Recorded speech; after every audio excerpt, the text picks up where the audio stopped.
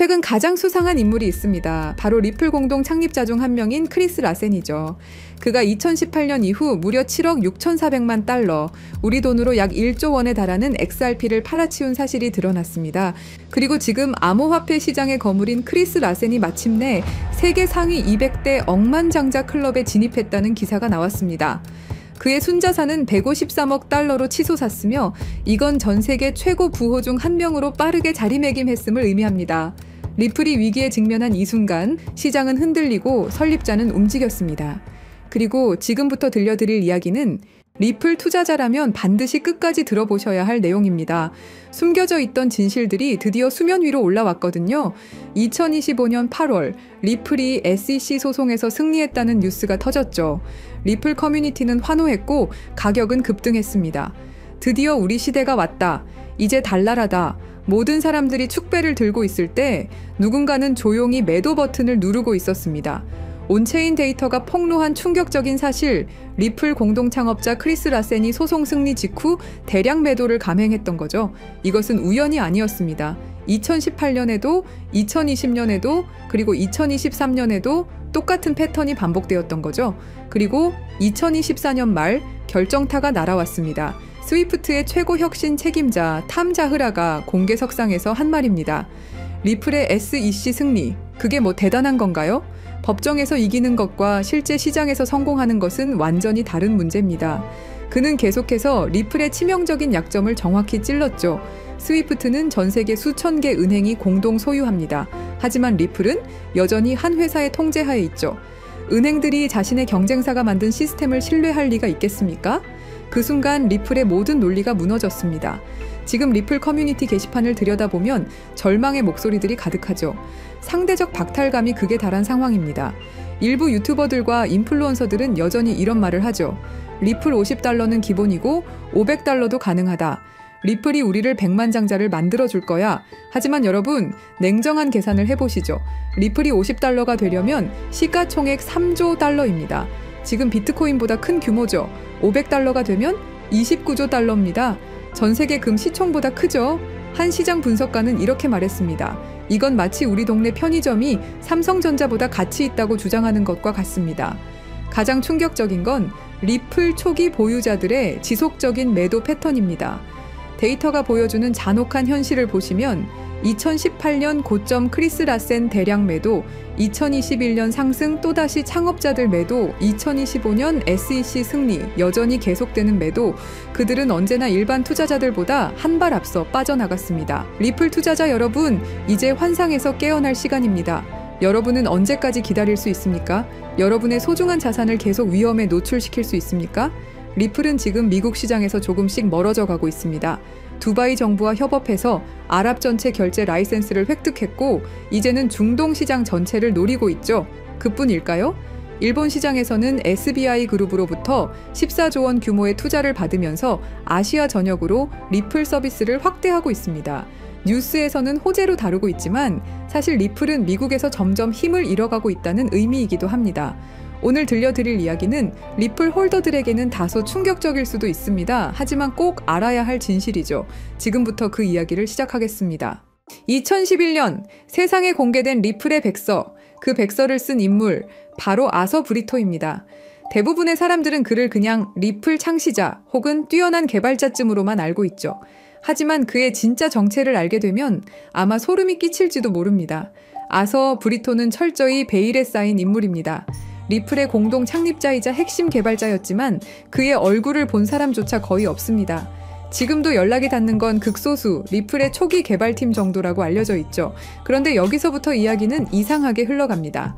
브리토는 과거 미국 국방부 산하 첨단기술연구소인 다르파와 협력했고 심지어 NSA, 미국 국가안보국의 자문위원으로도 활동한 경력이 있다는 겁니다. 그리고 놀라운 건 현재 리플의 최고 기술 책임자이자 수석 개발자인 데이비드 슈워츠 역시 바로 NSA 출신입니다. NSA가 어떤 곳인가요? 2013년 내부 고발자 에드워드 스노든이 세상에 폭로한 그 이름, 미국 전역을 대상으로 불법 감청과 감시를 벌이던 그야말로 딥스테이트의 핵심 정보기관으로 지목된 바로 그 조직입니다. 여기서 우리가 주목해야 할 건 이건 더 이상 단순한 개발자의 경력이 아니라는 겁니다. 브리토와 슈워츠는 딥스테이트와 암호화폐를 연결짓는 결정적 인물일 수 있다는 거죠. 그리고 가장 수상한 대목, 아서 브리토는 리플 백서를 발표한 직후 갑자기 세상에서 사라졌습니다. 완전히 말 그대로 증발해버린 겁니다. 왜일까요? 답은 의외로 간단할 수 있습니다. 임무 완료. 시스템은 구축됐고 그의 자리를 대체할 사람, NSA 출신 데이비드 슈워츠도 남겨두었습니다. 그 후 리플은 진심으로 혁신을 추구하기 시작했습니다. 직원들은 진짜로 금융 시스템을 바꿀 수 있다고 믿었고 투자자들도 이 기술의 가능성에 매료됐죠. 그리고 그게 바로 딥스테이트의 진짜 계획이었습니다. 가짜 열정은 금방 들통납니다. 하지만 진짜 열정으로 만든 기술은 완벽한 도구가 됩니다. 의심할 수 없게 되니까요. 리플이 성공할수록, 더 많은 은행들이 채택할수록, 더 많은 사람들이 신뢰할수록 그들의 계획은 조용히 그러나 치밀하게 완성되어 가고 있었던 겁니다.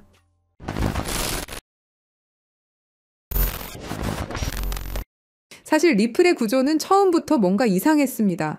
리플은 RPCA라는 방식으로 거래를 처리합니다. 쉽게 말해 전체 검증자 중 80%가 오케이 해야 거래가 승인되는 구조죠.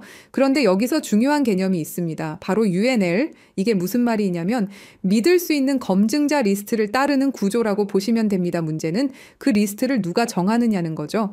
바로 기존 권력자들이 정합니다. 새로 들어오고 싶다면 허락을 받아야만 들어올 수 있습니다. 겉보기엔 마치 모두가 자유롭게 참여하는 개방된 시장 같지만 속을 들여다보면 결국 소수의 권력자들만 투표하는 시스템이죠. 국민 투표합니다 라고 해놓고 미리 짜인 대표들만 투표권을 갖고 있는 구조와 다를 바 없는 겁니다. 이 구조 자체가 딥스테이트가 설계한 통제 시스템일 가능성이 있다는 게 저의 생각입니다. 그리고 딥스테이트는 리플에게 계획적으로 시련을 주는데요. 바로 SEC의 소송이죠. 여기서 잘 한번 생각해 보시면 SEC는 수천 개가 넘는 코인들 중에 왜 하필 리플에게 소송을 걸었을까요? 이건 단순한 규제가 아니라 치밀하게 짜여진 스토리일지도 모릅니다. 리플은 정부와 맞서 싸우는 암호화폐다라는 이미지를 심어주는 거죠. 그래야 사람들에게 리플은 정부와 싸우는 코인이다라는 이미지를 심을 수 있으니까요. 그리고 여러분도 아시다시피 리플의 승리로 인해서 정부를 이긴 영웅처럼 포장되죠. 그렇다면 딥스테이트는 이 모든 시나리오를 어떤 힘이 있길래 가능하게 할 수 있었던 걸까요?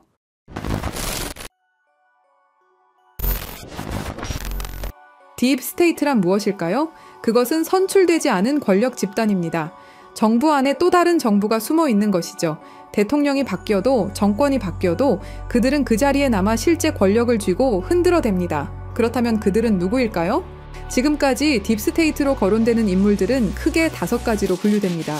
첫째, 30년 넘게 정부에 몸담은 영구직 고위 관료들입니다. 둘째, CIA, NSA, FBI 등 정보기관의 실세들이 있죠. 셋째, 달러를 찍어내는 연방준비제도 이사회 임원들입니다. 넷째, 10조 달러를 움직이는 월스트리트 거대 자산운용사들이 있고요. 다섯째, 전쟁을 통해 이익을 얻는 군산복합체 경영진들이 있습니다. 이들의 공통점은 뭘까요? 정권이 바뀌어도 자리를 지키며 진짜 게임을 조종한다는 것입니다.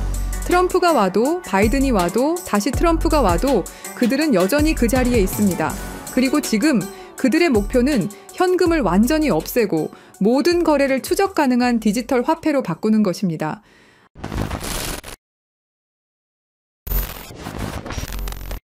딥스테이트의 궁극적 목표는 현금을 완전히 없애고 모든 거래를 통제 가능한 디지털 화폐로 바꾸는 것입니다.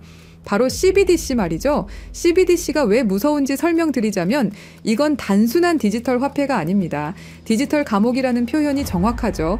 모든 거래가 실시간으로 추적되고 정부가 마음대로 통제할 수 있습니다. 가장 무서운 건 프로그래머블 머니 기능입니다. 정부가 우리 돈에 직접 규칙을 심을 수 있다는 뜻인데요. 한국은행에서 실제로 공개한 예시를 보시면 CBDC를 사용할 경우 자녀 용돈 10만 원 중 2만 원은 오락비, 3만 원은 식비, 5만 원은 도서비로만 사용 가능하게 설정할 수 있다고 설명하죠. 예시는 부모가 자식에게 하는 거라고 하지만 이걸 국가와 국민으로 바꿔보면 어떨까요? 정부가 우리의 돈 사용처를 직접 정할 수도 있다라는 거죠. 일본 제품 사지 마라, 특정 지역에서만 써라, 3개월 후에는 자동으로 없어진다 같은 기능이 가능하다라는 겁니다. 상상만 해도 끔찍하죠. 그런데 이게 이미 현실이 된 곳이 있습니다. 바로 중국이죠. 중국의 사회 신용 시스템은 10억 대의 CCTV로 실시간 감시하면서 구매 내역 하나하나로 점수를 매깁니다. 담배 사면 감점, 기저귀 사면 가점, 점수가 낮으면 기차표도 살 수 없죠. 실제로 2020년까지 490만 명이 항공여행 금지, 165만 명이 기차여행 금지를 당했습니다. CBDC가 도입된다면 이런 일이 전 세계로 확산될 것이 분명하고요. 그렇게 된다면 모든 거래 실시간 추적, 언제든 계좌 동결 가능, 사용처를 정부가 제한, 돈의 유통기한 설정, 개인 신용점수에 따른 차별이 가능해지게 됩니다. 이게 딥스테이트가 100년 동안 꿈꿔온 완전 통제사회죠.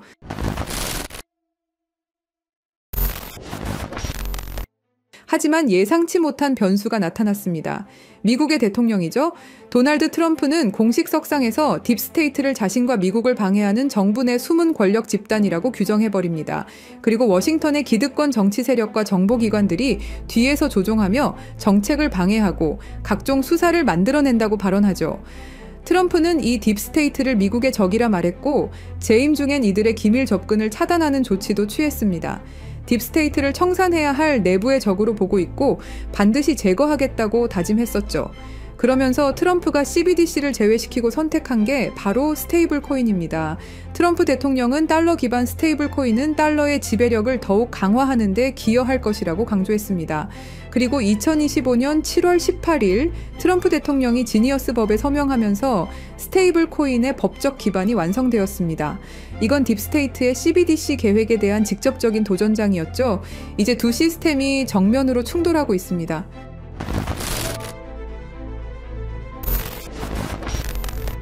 그래서 저희 팀은 지금 이 상황을 기회로 바꾸려고 합니다. 리플은 CBDC에 관련된 모든 프로젝트를 중단했고 공식 홈페이지에서 전면에 내세우던 CBDC 파트너십은 삭제됐죠. 그리고 스테이블 코인을 출시했습니다. 트럼프 정부의 반 CBDC 정책으로 인해서 딥스테이트의 계획은 당분간 조용히 때를 기다릴 것으로 예상됩니다. 하지만 이게 끝이 아닙니다. 오히려 스테이블 코인 시장으로의 대대적인 자금 이동이 시작될 것이다 라는 판단입니다.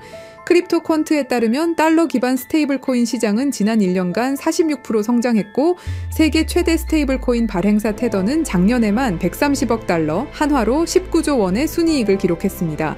그리고 글로벌 투자은행 번스타인은 스테이블 코인 시장이 내년까지 5천억 달러에 도달할 것으로 전망했죠. 이건 지금 시장 대비 4배 이상의 성장을 의미합니다. 그렇다면 스테이블 코인 급성장 시 최대 수혜주는 어떻게 될까요? 여기서 핵심은 스테이블 코인이 폭발적으로 성장할 때 그 생태계를 뒷받침하는 다양한 인프라들이 함께 급등할 것이라는 점입니다. 주목해야 할 플레이어들은 정해져 있습니다. 직접적으로 보자면 서클, 테더, 월드리버티 파이낸셜이 있겠죠. 하지만 투자자 입장에서는 다른 관점을 생각해봐야 됩니다. 인프라 생태계, 여기가 진짜 핵심이라고 할 수 있습니다. 스테이블 코인 거래량이 폭발하게 되면 뒷받침할 다양한 블록체인 생태계에 대한 수요가 기하급수적으로 증가할 겁니다. 현재 주류 체인들로는 절대 감당할 수 없는 수준의 거래량이 몰려오겠죠. 그때 필요로 하는 블록체인 기술은 고성능 레이어 1, 블록체인을 통한 대용량 거래 처리 능력, 레이어 2, 사이드체인 같은 확장 솔루션, 분산형 거래소 프로토콜, 디파이 네트워크, 브릿지 프로토콜 등이 있습니다. 느낌이 오셨나요? 우리는 이 흐름으로 최대 수혜를 받을 수 있는 프로젝트에 투자를 해야 됩니다. 이 중에서도 특히 주목해야 할 프로젝트가 바로 입니다. 이 코인은 지금 어떤 상호 운용성 제공업체보다도 더 많은 블록체인을 연결하고 있고 그 격차는 계속 벌어지고 있습니다. 서클과 같은 주요 기업들과의 파트너십을 통해 USDC와 EURS의 크로스체인 전송을 이미 지원하고 있죠. 파이어블락의 데이터에 따르면 2024년 스테이블 코인은 플랫폼 거래량의 거의 절반을 차지했으며 전 세계 USDC와 USDT 거래량의 상당량이 이미 이 코인을 통해 라우팅되고 있습니다. 이 코인은 30개 이상의 주요 메이저 네트워크를 연결하고 연결된 체인의 수정이 필요 없다는 큰 장점이 있습니다. 전 세계 굵직한 은행 금융기관들과 파트너십은 당연한 이야기죠. 글로벌 블록체인 상호 운용성 시장은 연간 25%에서 30% 성장하여 2030년까지 수십억 달러 규모에 달할 것으로 예상됩니다. 스콧 베센트 재무장관이 공식적으로 언급한 수조 달러 규모의 미국 국채 수요는 스테이블 코인 담보로 들어갈 국채 수요를 의미합니다. 이건 단순한 예측이 아닌 미국 정부의 공식 계획이며 스테이블 코인 시장의 기하급수적 성장을 의미합니다. 결국 이것은 단순한 투자 기회를 넘어서 우리가 어떤 미래에 베팅할 것인가의 문제입니다. 딥스테이트의 완전 통제 시스템은 트럼프로 인해 긴 휴식기에 들어갈 겁니다. 스테이블 코인이 CBDC를 완전히 대체하는 시나리오에서 그 막대한 생태계를 구성하는 핵심 인프라 프로젝트들이 상상을 초월하는 성장을 보일 것은 분명하죠. 스테이블 코인 생태계의 폭발적 성장과 함께 이 코인이 어떤 역할을 할지 함께 지켜보면 좋겠습니다. 그래서 이 중요한 정보를 구독자 여러분께 공유해 드리려고 하는데요. 공유 드리기 전에 아직도 안 누르셨다면 구독과 좋아요로 저희 채널에 힘을 더해 주시길 부탁드리겠습니다.